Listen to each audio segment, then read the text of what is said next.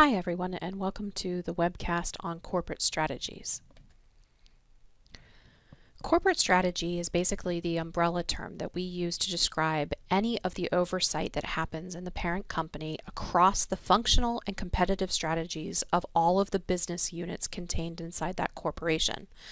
That means that for very, very large firms like Apple or Amazon, your corporate strategy involves the oversight over the top of a variety of similar and vastly different kinds of products.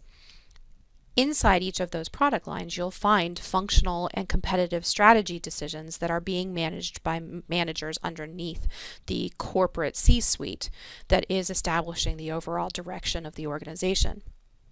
Largely what it is that happens inside this umbrella strategy is the matching of resources and competencies across the different business units in their purview.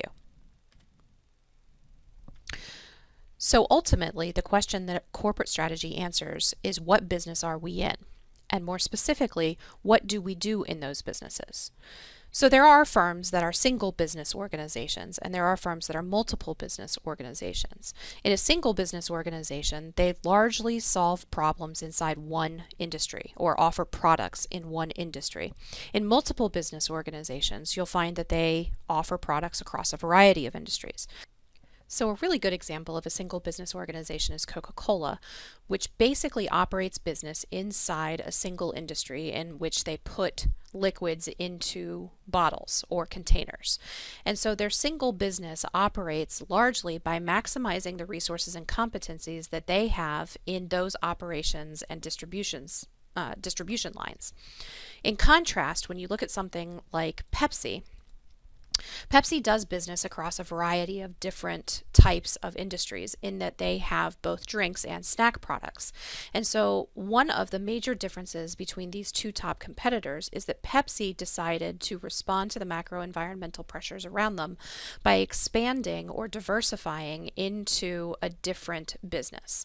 And so they now operate in multiple businesses through their acquisition of snack food products. Ultimately, the goal of corporate strategy is to maximize strategic fit. And the way you do that is by maximizing the match between resources and competencies across your different businesses. So when you look at a company like Honda does this really beautifully, because Honda is essentially, even though they offer generators and lawnmowers and cars and motorcycles, increasingly they're offering jet engines, what they really build is an engine. And so they have a resource in terms of the technology that they use to build engines, and they have a competency in building them and putting other things on top of them. So their corporate strategy is to match that fit between resources and competencies across all the products that they offer. The same in some ways can be said of Pepsi. Despite the fact that they are working in a multiple business organization, they still have matched their resources and competencies in that they offer products through a distribution process that they have a core competency in. And that means that they get to offer all of the products that they create, they get to sell them in the same kind of distribution line. And so they maximize the benefit of that competency to themselves. The way that an organization moves or grows inside this corporate umbrella is through diversification. And diversification has two different forms. There's both related diversification and unrelated diversification. But the key to understanding this is in this black box. Diversification strategies are not based on similarities between products. Diversification strategies are related if they maximize those resources and capabilities, resources and competencies.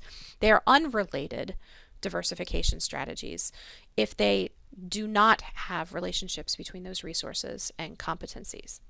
Let me give you some examples. So when we look at related diversification, you're looking at diversifying into a different industry, but related to the way the company does business. So Starbucks ends up being a really good example of this. Several years ago, they introduced breakfast sandwiches. This made a lot of sense because you might think that it's related diversification because coffee and breakfast go together very nicely. And in fact, they do some ridiculous amount, like 70% of their business between 5 and 11 a.m. So clearly breakfast sandwiches made a lot of sense because the customers coming through the line could order breakfast at the same time that they order their coffee.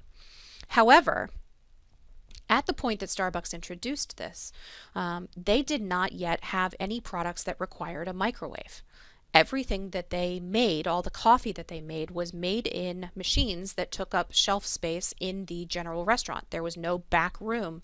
There was no kitchen area in which they could run a microwave. So consequently, they had to clear off counter space that they did not have a lot of. It was in very short supply in most stores, so that they could introduce these large microwaves that would process the different components of the sandwiches that they assembled and sold. Additionally, when they had to warm the food in the back room or on the back counter, it caused the smell of bacon and sausage to permeate the restaurant, which was in many ways the exact opposite of what customers wanted. Because any Starbucks in the entire world, if you just sit outside a Starbucks in the mall for a few seconds, you'll notice that most people, when they walk in, take one giant deep breath as though it's going to satisfy them and hold them over until they can make it up to the counter and order their coffee. So because Starbucks did not have the resources or competencies that they needed in order to turn frozen food into breakfast sandwiches, it eventually went poorly for them. And they instead created a related diversification project after they did away with the breakfast sandwiches through Evolution Teas. And largely this worked for them because all they had to do was clear out a little bit of space in the refrigerator case that they already had as part of their counter. And so they were able to introduce this idea very quickly. So when we're talking about related diversification, regardless of the fact that breakfast and coffee go together, it is not related diversification because Starbucks did not have any of the resources or competencies that they needed to do this well. They did, however, have the ones that they needed to make the Evolution Tea venture into a success. So this became a related diversification project for them. One thing that I want to make clear is that unrelated diversification is not bad, while related diversification is good in some way, shape, or form. You might think that if you have resources and competencies in something, then related diversification is easier than unrelated diversification, and that would probably be true. In unrelated diversification, you often don't have as much parenting advantage as you do in related diversification because you're making very different decisions in very different businesses. A really great example of this is Busch Gardens, which for many years was owned by Anheuser-Busch, which became Anheuser-Busch InBev, which is about to go through even more changes than that. And so when you're looking at Busch Gardens, you're talking about an unrelated diversification effort because you're talking about managing roller coasters and theme parks where their parenting advantage, their key resource and competency at AB InBev has always been as a portfolio company that manages lots and lots of other beers. And so they, in many ways, had a core competency in putting liquid into cans or into bottles or into containers, and very little competency in terms of running a theme park. So the thing that becomes interesting about unrelated diversification is that you have then strategy sessions in which someone will say, we have a surplus and we need to determine where we're going to allocate that profit line into different operational budgets. And you'll have managers who represent the different businesses that AB InBev was in, and one will raise his hand and say, I represent Bud Light. It's our biggest product. If we get some of this additional budgeting, then we can start distributing more widely. We can bring in more money and spread knowledge of our product into a wider variety of markets.